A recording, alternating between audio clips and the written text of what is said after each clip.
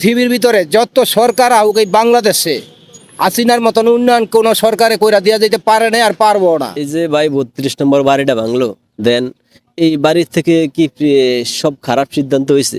বাংলাদেশের যত বড় বড় সিদ্ধান্ত বা ভালো সিদ্ধান্ত এই বাড়ি থেকে কি হয়? নির্বাচনে আওয়ামী লীগ দেখতে চাই, আমার কথা যে ভালো করবো সেই থাকবো। বলতে হইলে মানে শেখ হাসিনারে দেখতে চাই, শেখ হাসিনার দরকার আছে।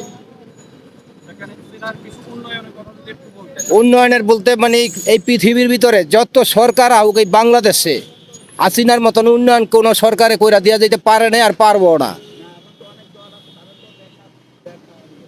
এখন যত দলে থাক এই দলের ভিতরে মনে করেন চুরি ডাকাতি ছিনতাই এগুলি বেশি হইতাছে, এগুলি ফিরানোর মতন লোকজন কেউই নাই। দিন দুপুরে মানুষ রে ঠেক দিয়া টাকা লয়ে দিতেছে, বর্তমানে চোখে দেখা।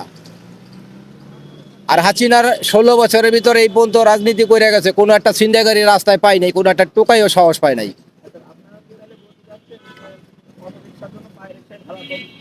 অটো রিক্সার জন্য পায়ের রিক্সা ভাড়া কম, এমনকি উঠতেও চায় না।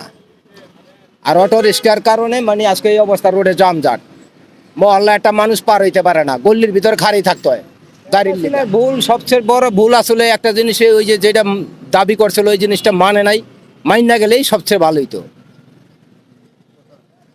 মাইনা গেলে এই কোটাটা মাইনা গেলে আর কি যাওয়া লাগবে। এই যে ভাই 32 নম্বর বাড়িটা ভাঙলো, দেন এই বাড়ির থেকে কি সব খারাপ সিদ্ধান্ত হয়েছে? বাংলাদেশের যত বড় বড় সিদ্ধান্ত বা ভালো সিদ্ধান্ত এই বাড়ি থেকে কি হয়নি? হয়েছে তো। 66 গণ এরপরে আপনার 71 মুক্তিযুদ্ধ, এই দেশে যত বড় বড় কিছু হয়েছে সব কিছু ওই বাড়ি থেকেই মূলত সিদ্ধান্ত হয়েছে। তাহলে এই বাড়িটা কি শুধু শেখ মুজিবের? এটা তো এই দেশের সাধারণ মানুষের বাড়ি, এটা তো এই দেশের স্বাধীনতা এবং এই দেশের অস্তিত্ব, এই দেশের মানচিত্র রক্ষাকারী একটা বাড়ি। আপনি ধরেন ব্যক্তি হিসেবে কারো ভুল থাকতেই পারে।